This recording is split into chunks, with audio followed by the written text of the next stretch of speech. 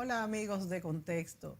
Bueno, señores, parece el cambio de rumbo que tendrá el país de México con la victoria importante, con más del 50%, creo que fue un 53% de los votos del electorado que obtuvo Andrés Manuel López Obrador, AMLO, como se le conoce por sus siglas.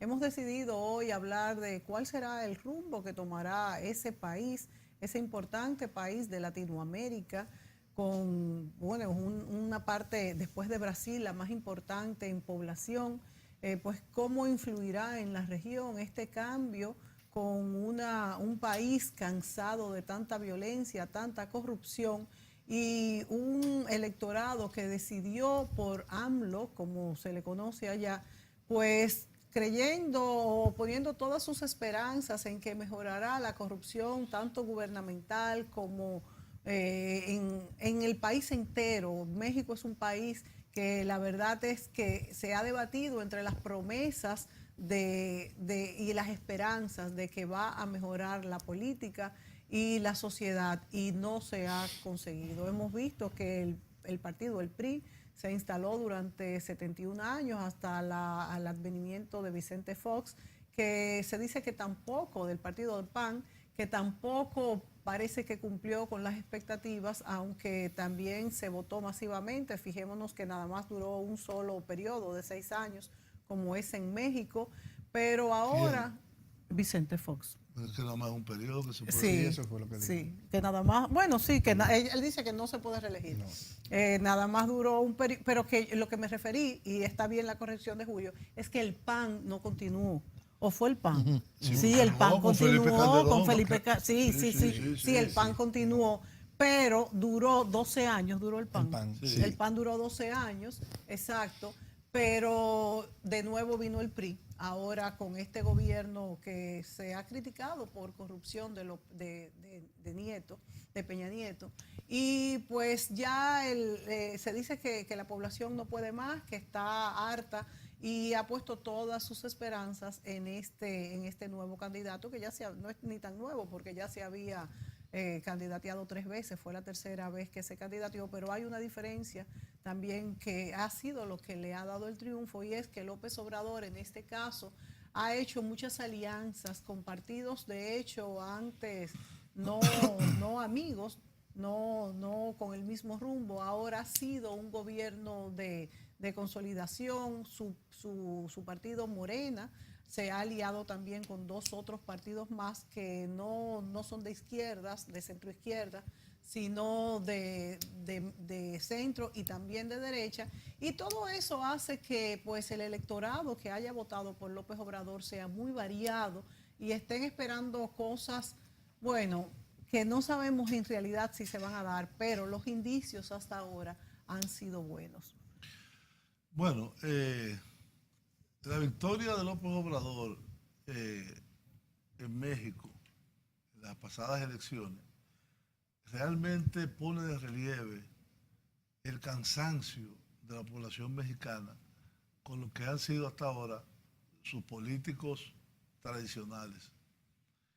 En México, desde el año 2006, con el advenimiento del el segundo gobierno del PAN y el gobierno del señor Felipe Calderón, ha vivido un periodo de violencia extrema. Desde el año 2006 hasta la actualidad hay aproximadamente 200.000 personas asesinadas y 35.000 desaparecidos. Caso emblemático el de los estudiantes de Ayotzinapa, que todavía lo dan como desaparecido porque nunca aparecieron los cadáveres. La vinculación de los carteles mexicanos con el tráfico de armas en los Estados Unidos y el tráfico de drogas con Colombia. Y su propia producción ya interna dentro de México. México aparenta casi como un estado fallido, siendo el estado hispanoparlante más grande, de habla española, con 128 millones de habitantes.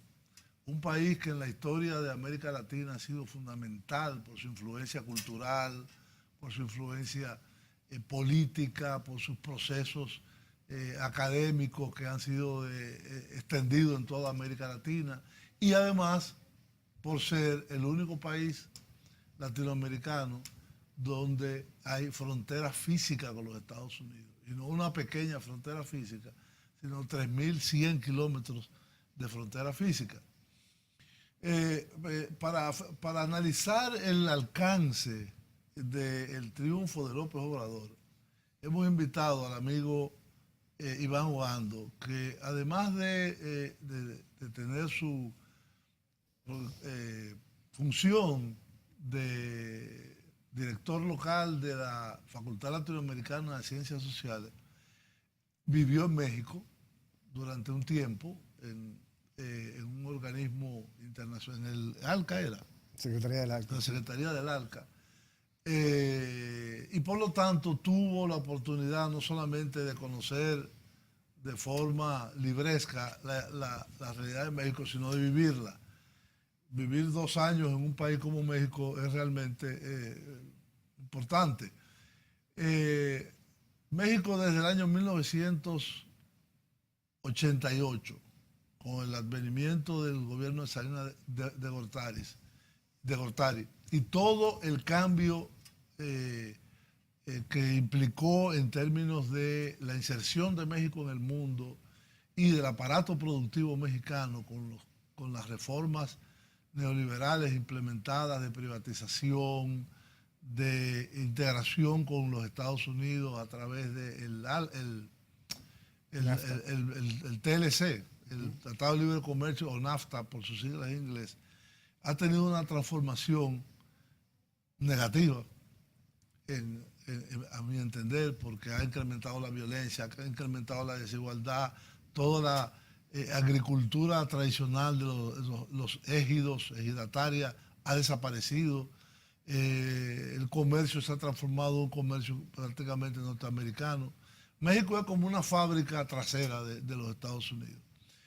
Y con todos estos elementos de desigualdad, de violencia, de impunidad, de corrupción a nivel gubernamental, llega este señor que por tercera vez intenta ganar la presidencia, y lo hace de una forma abrumadora. Yo vi el mapa que tú me mandaste y ganó en todos los estados mexicanos, con excepción de uno, con excepción del estado de Puebla, que se está peleando. Que se está peleando todavía.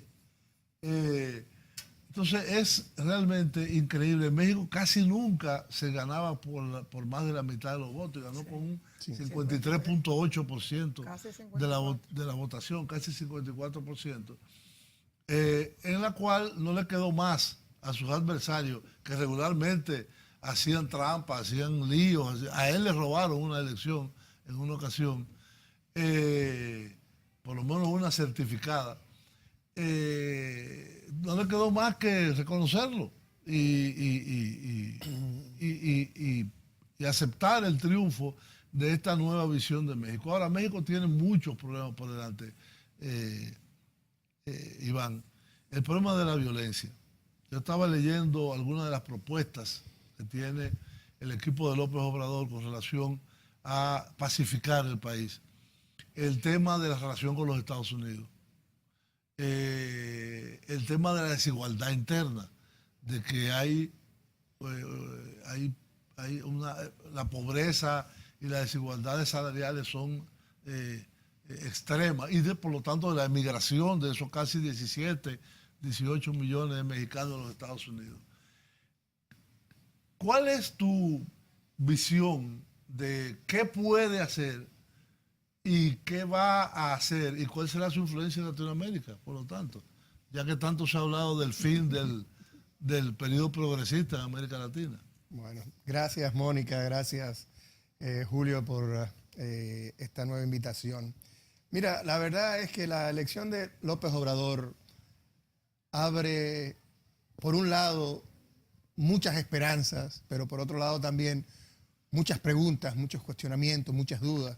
Porque si bien es indudable que López Obrador llega a la presidencia de México en esta ocasión con una incuestionable legitimidad. Como tú bien Además, dices. ganaron las dos cámaras. Es decir, ganaron las dos cámaras, ganó 4 de los 8, de las gobernaturas de 8 estados que estaban disputándose. Es decir, hay una incuestionable legitimidad de López Obrador y eso abre, obviamente, en México, con los amigos mexicanos que he estado en contacto, abre un episodio, un capítulo de esperanza, si se quiere. Obviamente ya hemos estado ahí, ya sabemos muchas cosas que de la esperanza inicial, muchas veces luego viene la dura realidad.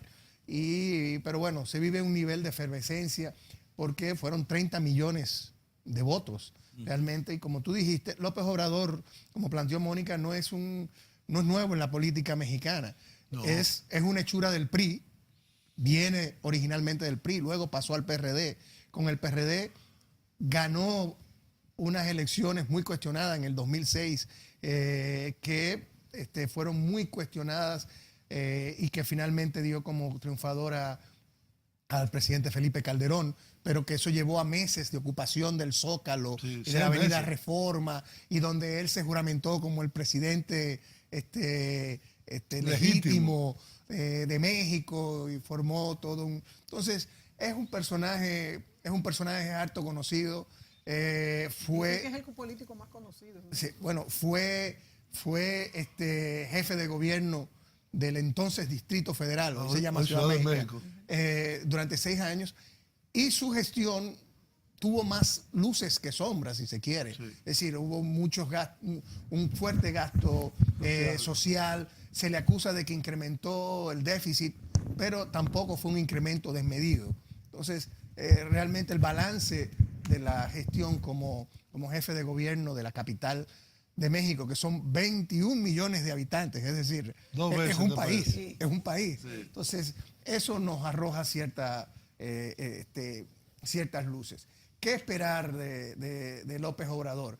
Él, lo primero que ha hablado ha sido su discurso ya como presidente electo, es un discurso que ha sido muy sopesado, llamando a la reconciliación, llamando, si se quiere, a la prudencia, a la moderación, después de una campaña electoral sumamente sangrienta, porque asesinaron casi 100 candidatos a presidencia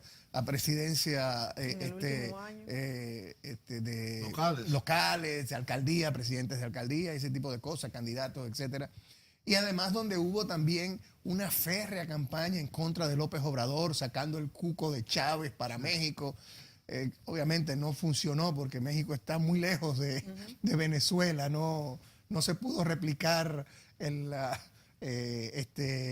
fórmula en Colombia, que se utilizó en Colombia. Además de que él se alió con sectores que nada tienen que ver. Entonces tuvo la capacidad también de incorporar personalidades de diversos sectores, orígenes, ideologías, etcétera, que lo lleva incluso, muchos hablan de que, bueno, sí, él es socialista, es un tipo de avanzada, pero bueno, se alía con un partido, el Partido de Encuentro Social, que es más bien uno de los partidos más conservadores, con una agenda muy conservadora, se vende como el partido de la familia, ha tenido iniciativas en el Congreso en contra del aborto, en contra del matrimonio LGTB, entonces es una agenda bastante... Eso también añade cierta controversia a todo lo que... Hay una alianza, si bien tiene mayoría en el Congreso, hay una alianza que es bastante complicada por la diversidad de agendas e intereses que puede haber. También ha mencionado no meterse en las cuestiones financieras y bancarias. Vámonos a la pausa, Iván, y volvemos en el próximo segmento.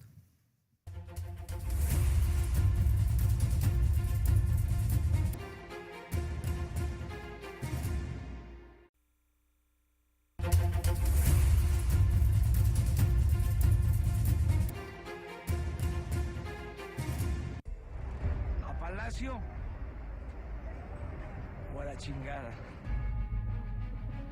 Entonces, Julio, no solo vamos a elegir al próximo presidente de la República. A ellos les ha ido muy bien. No está dicha la última palabra.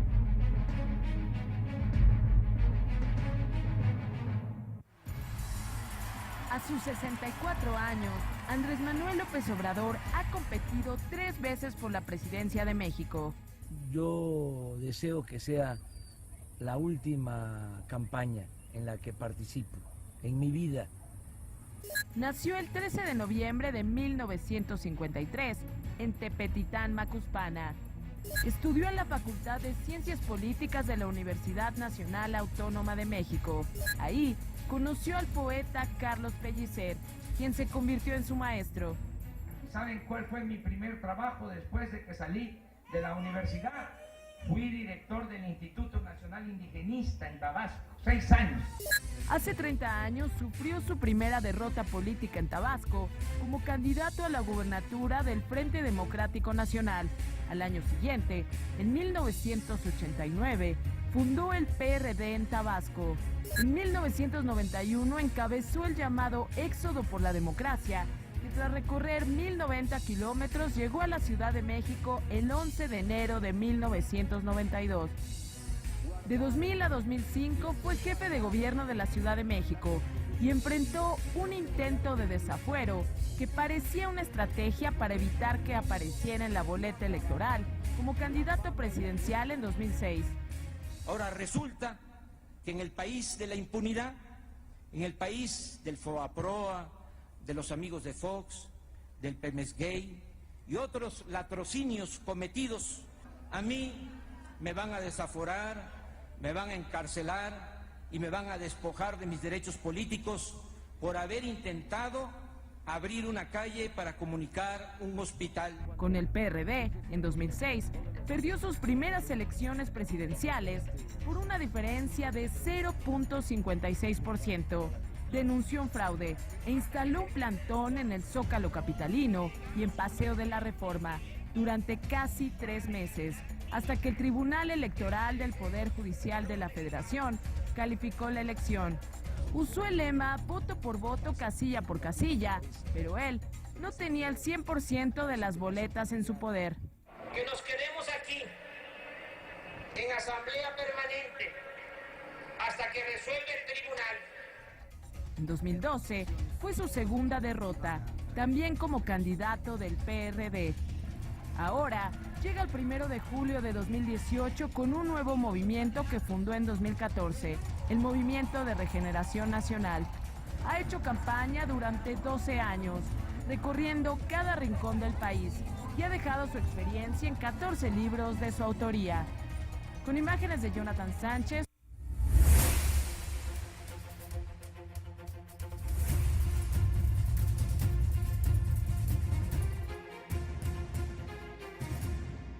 Bien, amigos, seguimos esta conversación con Iván Ogando sobre el alcance, el significado del triunfo de López Obrador en México.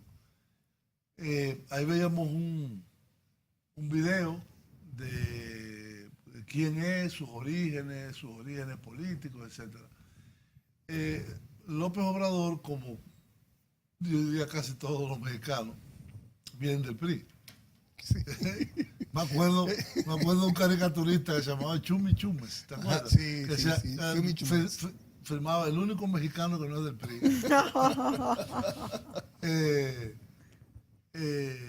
Entonces él, su origen político más lejano es en el PRI, que era una maquinaria que abarcaba desde la izquierda hasta la derecha. Y que controlaba el aparato estatal. De ahí, en su proceso de desarrollo político, pasó a fundar, junto con Cuauhtémoc Cárdenas y otros más, el Partido Revolucionario de la Revolución Democrática, un partido de izquierda. Y en el 2004, por desavenencias con el PRD, funda un nuevo movimiento que se llama el Movimiento de Renovación Nacional, Morena, que es el que le da el triunfo. Entonces, él evidentemente hizo una coalición que se llamaba Juntos Haremos Historia, ¿no? Y en esa coalición habían partidos de izquierda como el PT, mexicano, de Partido del derecha. Trabajo, y habían grupos de derecha también. Entonces, en México se ha producido una especie como de evolución muy poco entendible desde el punto de vista de los orígenes políticos. Por ejemplo, el PRD, que era la izquierda, salió con el PAN, Sí. que es la derecha tradicional, que tuvo dos gobiernos, el de Fox y el de Calderón. y fue el PAN el que le hizo el fraude y le quitó En el 2006. Al en el PRD. 2006 a López Obrador y PRD. Sí, exacto. ¿Qué ha pasado en esa evolución en México? Bueno, cuando tú mencionabas el PRI, lo que más se parece al PRI en Latinoamérica es el peronismo argentino, Sí. en términos de el espectro ideológico que abarca. Sí. Entonces, pero no, realmente el triunfo de López Obrador se explica por diversas razones. Como dijimos, primero el colapso de los partidos tradicionales, que no es algo... El descreimiento, el descreimiento, que no es algo particular de México, sino que lo hemos visto en General. España, Sí. lo hemos visto en Europa, Sí. lo hemos visto en Latinoamérica.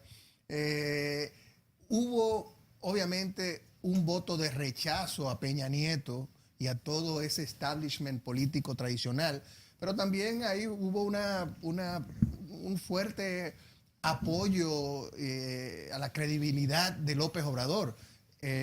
López Obrador perdió las elecciones en el 2015 frente a Peña Nieto, pero obtuvo más de 15 millones 2012, perdón, pero obtuvo más de 15 millones de votos. Es decir, que no es, como decimos aquí, paja de coco. Sí. Entonces, es decir, él tiene una base real que viene, su figura, y se pinta, es decir, se presenta como un personaje obviamente impoluto ante un sistema generalizado de corrupción e impunidad que ha imperado en México a través de los años. Sí, de muchos años. Entonces, Alguien decía de la política de México, no me acuerdo quién era, que las campañas son en poesía y los gobiernos en prosa. sí, bueno, en México es una realidad muy complicada, pero López Obrador sí no tan solo ha sabido enarbolar el discurso de los pobres frente a los poderosos y todo eso, sino también que ha capitalizado el interés de sectores tradicionales y económicamente muy fuertes de México también. Entonces, obviamente, necesita, de acuerdo a varios analistas mexicanos, y yo coincido, necesita hacer esa labor de reconciliación, porque así como ha convocado una gran parte, hay muchos sectores que le adversan, pero de manera rabiosa. Claro.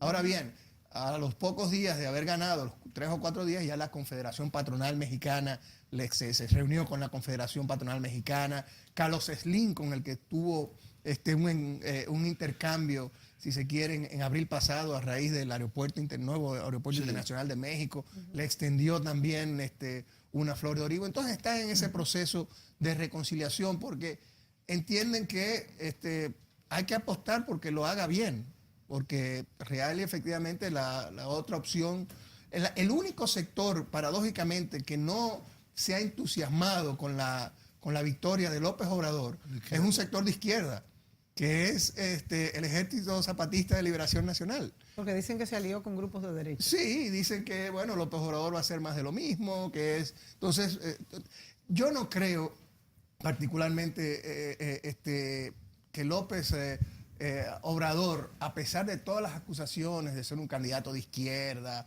y todo eso y los temores, México no es Venezuela. Es decir, los poderes fácticos en México son mucho más diversos, mucho más poderosos, y a pesar de que López Obrador tiene el Congreso y todo esto, hacer cambios radicales en la estructura institucional económica de México va a tardar tiempo y no van a ser cambios Pero tiene violentos. que hacerlo. Porque si No, va a ser, porque por si el no lo momento hace, los cambios van a ser lentos, aunque va a haber formas diferentes y va a haber ciertos simbolismos que van a apelar a esas promesas de campañas que él hizo, como por ejemplo... ¿En qué línea serían los primeros Por ejemplo, cambios? simbolismos, medidas de rebajar los salarios de los altos funcionarios, por ejemplo.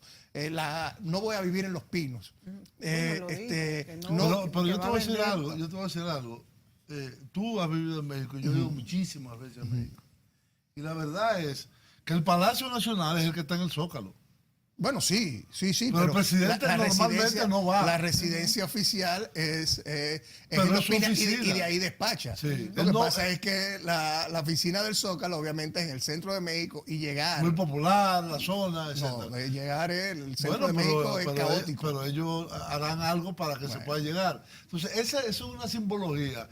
Porque para mí, Los Pinos, yo fui en un viaje del presidente Fernández, y Los Pinos es la simbología de la absoluta y total desconexión del poder presidencial Precisamente por eso. con la población. Precisamente por eso. Estoy hablando de que son que van a símbolos. tomar cuestiones... Porque no es que signifique tanto este cambio, pero es un Es un símbolo. bosque. Eso casi. Sí, no, el bosque de Chapultepec, que está ahí. Entonces, por ejemplo, la venta del avión presidencial, que se considera algo que fue un gasto superfluo muy grande y todo eso. Entonces, eso van a ser las primeras medidas, si se quiere. Hay que tener en cuenta también que hay un periodo de transición de 5 meses, que es larguísimo. Y en esos 5 meses puede pasar Que tengo cualquier entendido cosa. que a partir de la próxima elección ya va a ser menos, va a Sí, ser en octubre. van a reducir ya por una reforma. López Obrador va a ser presidente por 5 años y 10 meses, no por los 6 años. Sí. Entonces, porque en vez del 1 de diciembre, se va a mover la fecha al 1 de octubre para las elecciones del 2024. Porque es un periodo muerto. Sí, Que de entonces, hecho, no, ahora y una de las transiciones más largas que hay, y obviamente eso plantea muchos retos. Aunque López Obrador ha hablado de que va a dejar los negociadores, por ejemplo, de lo del aeropuerto y esto, hasta que él entre. Él habló, lo que ha hablado en esta semana después de haber ganado, es de hacer muchas de consultas, de lograr consenso, de convencer, de no imponer a la fuerza, y eso es mandando un mensaje tranquilizador a los mercados, y de hecho, con el triunfo de López Obrador se fortaleció el peso mexicano. sí. Es decir, no hubo una disrupción en la bolsa ni nada de eso. Uno de los elementos, obviamente, que es bandera de campaña de él es el énfasis en los programas sociales, que ya lo hizo cuando era presidente del gobierno de Ciudad México. tú viviste allá Entonces, en esa época sí se hizo un gasto, realmente se incrementó el gasto social. Y en este Creó contexto... un sistema de pensiones Sí, a los más, y de subsidio a las madres solteras. Entonces, programas con énfasis social, en términos, se habla también de una posible derogación de la reforma educativa, que había sido una de las políticas principales de Peña Nieto, que heredó de Calderón, por los conflictos. Y el llamado Pacto por México. Exacto. Pero esa reforma educativa, obviamente... Él va a renacionalizar otra vez el petróleo. Ha causado... no Eso creo, dijo. eso sí, pero yo no pienso que pueda ir tan lejos. Ya el mercado de petrolero es, y hay una experiencia. Por lo directo con- menos el proceso. Él habló de construir refinerías. Él habló de construir refinerías en México como una forma también de... hay programas de becas para jóvenes, por ejemplo, porque el lema era menos sicarios, más becarios, también. Y fondo de inclusión para la población indígena, y a través de consultas, convocatoria de consultas para discutir. Eso ha hecho que muchos de sus críticos digan que, bueno, sus planes de gobierno son bastante aéreos, porque bueno, ¿cómo vas a financiar el gasto social? Pues si dijo que no iba a aumentar impuestos y no iba a aumentar la deuda. Sí. Entonces él dice, bueno, eso- a través de recortando la corrupción. Ojalá Bueno, sea así. eso Ojalá sea podría así. sonar Y como demasiado ambicioso para los también. economistas un poco ingenuo. Bueno, sí, bueno, bajando la corrupción va a financiar Claro, más gasto social. claro. Eso lo han dicho mucho. Entonces, Claro. esos son algunas algunos de los elementos. Todos lo dicen antes de llegar. Obviamente, uno de los retos. Tú podrías eliminando la corrupción, Pero no financiar el gasto social. Señores, vámonos a la pausa. Sí. Volvemos.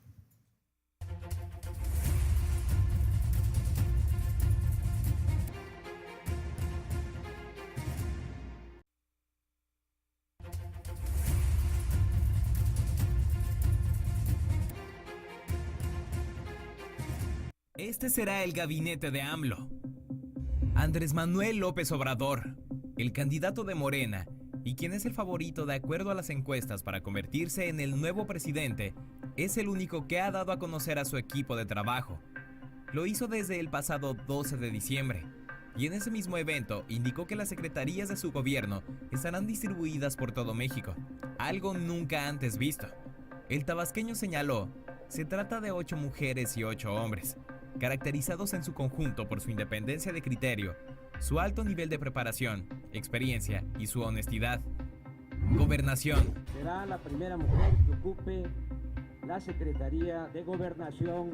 Olga Sánchez Cordero fue ministro de la Suprema Corte de Justicia de la Nación de 1995 a 2015 y realizó un muy destacado papel. Relaciones Exteriores. Héctor Vasconcelos, diplomático y académico en la UNAM, hijo de José Vasconcelos, primer secretario de Educación en México. Economía.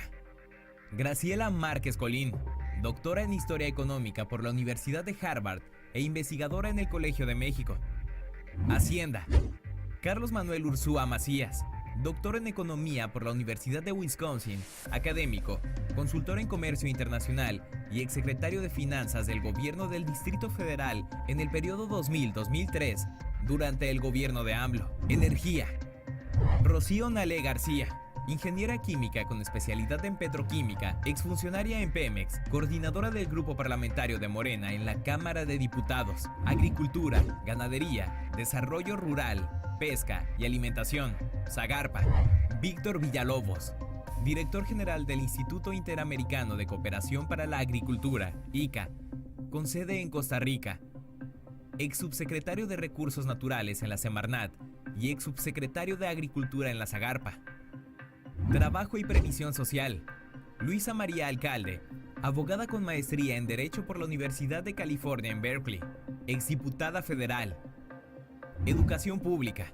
Esteban Moctezuma Barragán, economista y presidente de Fundación Azteca. Cultura. Alejandra Frausto Guerrero, promotora cultural, exdirectora de difusión de la Universidad del Claustro de Sor Juana y excoordinadora del circuito de festivales en el Distrito Federal. Comunicaciones y Transportes. Javier Jiménez Espriu, catedrático durante más de 30 años, director de la Facultad de Ingeniería de 1978 a 1982 en la UNAM y exdirector de la Empresa Mexicana de Aviación. Medio Ambiente. Josefa González Blanco Ortiz Mena, activista e integrante de diversas organizaciones ambientalistas. Turismo. Miguel Torruco Márquez es licenciado en Administración Hotelera y Restaurantera por la Escuela Mexicana de Turismo. Fue presidente nacional de la Asociación Mexicana de Hoteles y Moteles y secretario de Turismo de la Ciudad de México. Como secretario de Turismo, su objetivo será incrementar el gasto de los turistas en México y buscará el beneficio de la población local de las plazas turísticas. Función Pública. Irma Heréndira Sandoval Ballesteros, investigadora del Instituto de Investigaciones Social de la UNAM y coordinadora del Laboratorio Anticorrupción de la misma Casa de Estudios. Salud. Jorge Alcocer Varela, doctor e investigador en Ciencias Médicas, investigador emérito en el Instituto Nacional de Ciencias Médicas y Nutrición Salvador Subirán. Desarrollo Social. María Luisa Álvarez González, ingeniera agrónoma, especialista en economía social, integrante de una cooperativa campesina en Puebla. Desarrollo Agrario, Territorial y Urbano, SEDATU.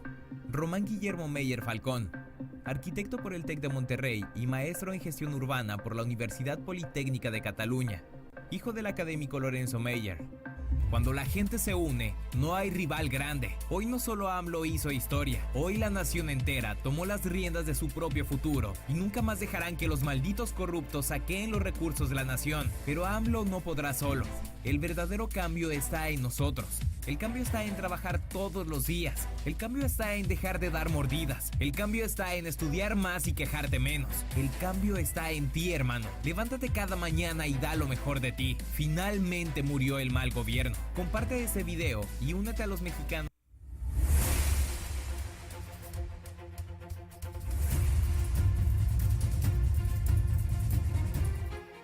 Muy bien, ahí veíamos el gabinete anunciado por Andrés Manuel López Obrador como su próximo gabinete de gobierno a partir del 1 de diciembre. Que por cierto, es un periodo de transición, antes era 6 meses. No, Ahora son son 5 meses. 5 meses, es una cosa inaudita.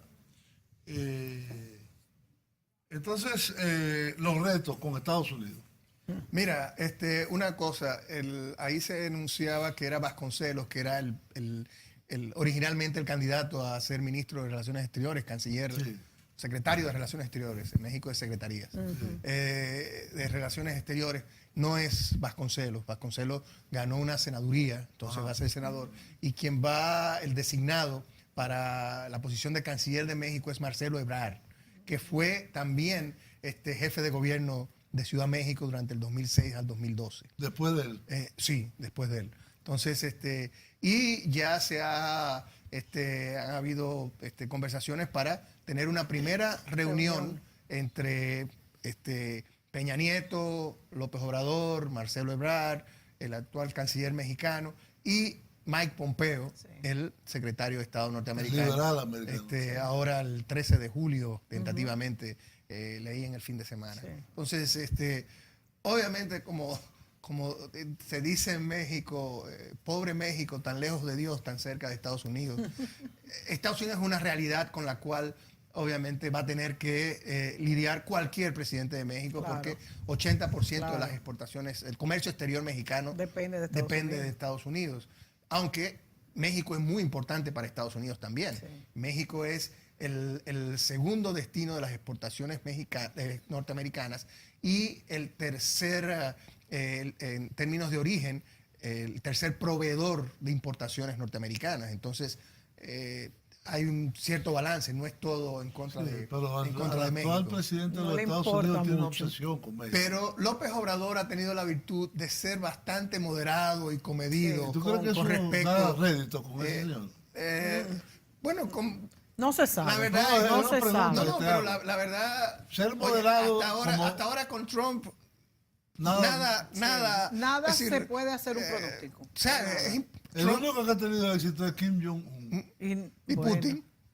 Bueno, pero Putin. Y Putin más, yo diría que Kim Jong-un. Sí. Bueno, pero ahí están. Dijeron lo que hizo fue comenzó a largar cohetes. Pero sí, y bueno, dijeron que no, que la reunión última que hubo no ¿cómo se que no? cerraba en claro. Hasta suspendieron los ejercicios militares. Bueno. Sí, pero bueno, el caso es que López Obrador ha sido bastante moderado con respecto a la situación con Estados Unidos. Y esa es la política, es decir, una política de enfrentamiento. Bueno, se felicitaron. Trump lo llamó.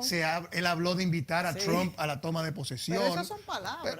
Pero como quiera, en diplomacia los gestos valen mucho, por lo menos. Entonces, en ese aspecto. La política de López Obrador, en términos de su política exterior, también ha sido muy vago. Lo que él pero se ha referido. No intervención. Promoción de la determinación y también la solución pacífica de los conflictos. Entonces, que son 3 de los postulados que sí tiene la política exterior mexicana siempre. La anterior, ahora, la vieja. La vieja desde el PRI, originalmente. Sí, por ahora no. Entonces, no, México en los últimos años ha tenido una mayor involucramiento. Y de hecho, bueno, México básicamente ha sido uno de los países también que ha tenido muchísimo más dinamismo en el marco del Grupo de Lima, por ejemplo. Entonces, obviamente eso plantea, bueno, ¿seguirá López Obrador con esa línea en el marco? ¿Sacará a México del Grupo de Lima? Son preguntas que están en el aire. Lo cierto es que López Obrador tampoco se puede desconectar de una realidad, y México es una de las economías más abiertas del hemisferio Y de latino. hecho, él se ha vendido de esa manera. Del hemisferio Yo no creo que él pueda cambiar radicalmente. americano. Entonces, siendo esto, obviamente México, por ejemplo, bueno, empezando por el NAFTA, pero México es un socio ha sido un socio muy dinámico en el marco de la OMC, en el marco de APEC, en la cuestión de Asia-Pacífico, en la OCDE también, la Organización de la Cooperación al Desarrollo, y obviamente la Alianza del Pacífico, que junto a Perú, Colombia y Chile, es el mecanismo de integración comercial más avanzado que hay en Latinoamérica. Entonces, bueno, por lo menos en términos de la... Hay una zona absoluta de libre comercio entre estos 4 países. Pero previa No. Se estableció y se ha ido avanzando en la profundización. Pues México tenía uno con Chile. Sí, pero en el marco de la Alianza del Pacífico, eso implica de alguna manera una homogenización también de todos los compromisos. No es lo mismo tener acuerdos de libre comercio bilaterales que tener ya un acuerdo de libre comercio multilateral con una homogenización de las preferencias, lo cual reduce mucho el costo de operacionalidad, claro, y de administración de los acuerdos. ¿Estará la cocaína ahí? Aparte una gran exportación de Colombia. Sí, es un elemento muy... Bueno, y dicen que la van a legalizar. Es muy importante. Y ahora... No, la cocaína no, la marihuana, perdón. La Alianza del Pacífico se apresta también a tener conversaciones con Mercosur, por ejemplo, por primera vez. Entonces, hay toda una serie de elementos. Tener conversaciones de ellos mismos. Bueno, en primer lugar. Comenzando. Entonces, hay realmente una agenda de política exterior de la cual López Obrador ha hecho más énfasis en todos los aspectos de política doméstica. Y de hecho ha dicho que la mejor política exterior es un gobierno fuerte, México, interno, fuerte. Pero obviamente no podrá desprenderse de toda esa vinculación exterior que tiene México. Y México ha jugado un papel muy importante en los últimos años en Centroamérica, todo lo que es, lo que fue inicialmente el proyecto Puebla-Panamá, que ahora es proyecto Mesoamérica, la vinculación que México tuvo en un momento muy activa en la Asociación de Estados del Caribe con Peña Nieto, y siendo José Antonio Meade canciller, sobre todo, tuvo un papel muy fuerte. Entonces, todos esos elementos a nivel regional juegan, son condicionantes de lo que podría ser. ¿Con la República Dominicana? Bueno, México es el país que tiene más inversión en República Dominicana, en los países latinoamericanos. Yo no creo que vaya a cambiar mucho esa correlación. Yo no creo que, yo no veo a México con López Obrador. Nosotros importábamos petróleo de México y ya no importamos. Con el Pacto de San José que había desde mucho tiempo. Pero México era parte del Pacto de San José. Sí. Pero yo no veo particularmente a López Obrador siendo, como muchos sectores lo han querido poner, que es de nuevo un giro hacia la izquierda, no, porque es que mira, la política neoliberal va a seguir. Yo creo que va a haber un énfasis mayor en las políticas sociales. Es decir, cuando hablamos, por ejemplo, de Bachelet en Chile, podemos hablar realmente de que Bachelet es parte del giro latinoamericano a la izquierda. No. Entonces, yo veo a López Obrador más o menos, una cosa es el discurso y otra cosa es ya ¿Para ti va a ser como una Bachelet? Para mí va a tener un énfasis muy fuerte en políticas sociales y va a tener un impacto fuerte en las políticas sociales, pero no creo que aspectos como obviamente, pero no creo. La violencia. En el tema de la violencia, él ha planteado aspectos como una amnistía generalizada. Que no se sabe si es muchas bueno o personas malo, hablan que eso es un poco de ingenuidad. Ha planteado sacar el ejército, si se quiere. Entonces, bueno, te digo, lo ha planteado sacar el ejército de las calles. Sí, pero ¿hasta qué punto eso va a mejorar? Hay elementos, legalizar la marihuana. Él entiende, legalizar. Eso lo plantea la secretaria de Interior de él. Y él entiende que a través de políticas sociales que mejoren los niveles de la calidad de vida de los mexicanos en esa medida.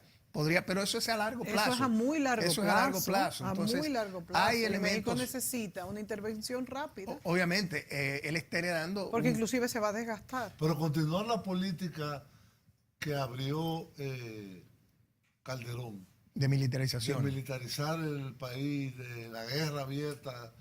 Eso es lo que ha llevado a México a 200,000 muertos. Sí, bueno. Vamos a ver, señores, se acabó el tiempo. Gracias, Iván. No, gracias a ustedes. Hasta la próxima, amigos.